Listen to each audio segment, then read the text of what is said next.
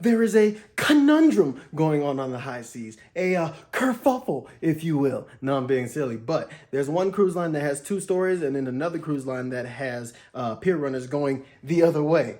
What is this all about? I hope you stay tuned and find out with the word of the day with Jay.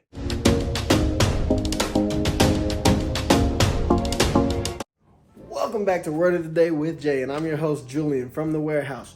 So, things around here have been hectic. I've been moving things out of the garage into my new studio, things from the new studio up to the room with River, things in his room I've been rearranging. Things have been crazy, and we're waiting on Baby R. We've been trying all the rituals and everything to get him out because we got the green light from the doctor saying, hey, he can come at any time that he wants to now. And we're just sitting here like, anytime now. And yeah, things are crazy. So once he gets here, I know we're gonna be able to settle down. But with a newborn, if anybody knows, if you have a newborn, let me know down in the comment. Things pick right back up because they're a newborn. They're very unpredictable, and yeah, you just kind of gotta go with the flow and be ready for anything. That all said, I'm going to give you guys the word of the day. So, a cruise line called Aida Cruises has a ship called Aida Bella. It ran into a dock in Hamburg, Germany. They claim it was due to technical glitches. Now, we don't necessarily know if anybody was hurt. I hope they weren't, but I know that the damages were very extensive. Now, anybody prior to this sailing, if you were on that sailing, you definitely got a little bit messed up within your travels. And then the people that were going to be sailing after it got back, I hope you're heavily compensated. These next two stories, one of them just kind of disappointing, the other one kind of very sad actually. It comes from Carnival. So with the first story, I would like to say, lo siento para las personas en Texas porque tienes un barco que llegan tarde. Yeah, that was all correct. I know it was. Correct me if I was wrong in what I said down in the comments. But what I really wanted to say in English this time is the fact that I apologize to all the people that are getting on the Carnival Jubilee, and because it's delayed now until 23 December 2023. And Carnival came out with their press release saying why it wasn't going to be coming out. Basically, it was because, supply chain issues and the ship's just not going to be done. And that's really it. But if you're getting on that ship, if you planned on getting on that ship at that specific time, I'm sorry. I'm really sorry.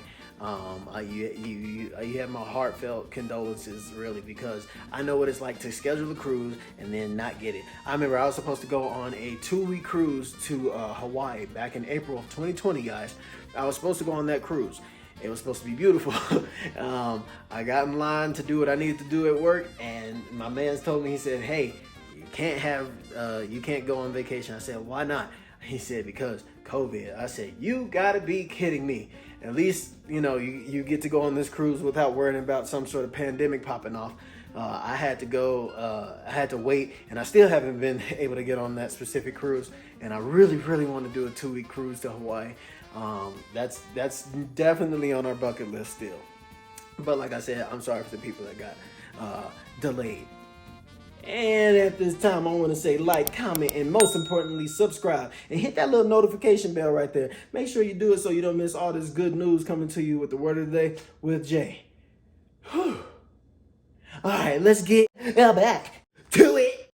All right, now this last story is actually a little bit, it's not a little bit, it actually is quite sad. And I hope that he makes a full recovery. The boy I'm talking about, he was on a Carnival cruise with his parents, and he took an excursion. Well, while he was on an excursion, they had horses.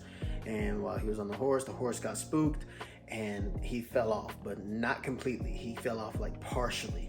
And he was dragged for quite some time. I believe it was about 3 miles. Now that's not anything to play around with. I don't like horses already. I only deal with them because of my wife, but he was only I want to say between the ages of 7 and probably 12 years old. This kid barely seen life and was almost killed, trying to just live life and have fun. Listen to what his mom has to say right here. My family and I went on our first ever cruise through Carnival, and Belize was one of the stops. What was supposed to be a fun family vacation, We planned to go to a monkey sanctuary, and the tour included a horseback ride. Took a terrifying turn for this Denver family. I heard yelling, and I looked over, and I see this horse coming from where everybody goes to go on the trail or whatever back down the road towards us. And as it's running past, I see that the saddle is flipped and that my son is being dragged by his foot. My older daughter and I, started yelling and screaming and running as fast as we could to get to him, but that horse was really fast. She says thankfully someone jumped in a car and stopped the horse down the road. The crazy thing is, I live in Colorado. So does this kid. He could not get home right away and get medevaced how he needed to. The insurance wouldn't allow him to. Speaking of which, if you don't have insurance on your cruises or your vacations, make sure you get some type of insurance, travel insurance, when you go on these vacations, because it will make sure that you're able to get back home and cover the cost of a medical evacuation. It's one thing that I say, it's better to have it and not need it than when you go turn around and need it, you don't have it. I feel very sad for this little boy. I pray for him.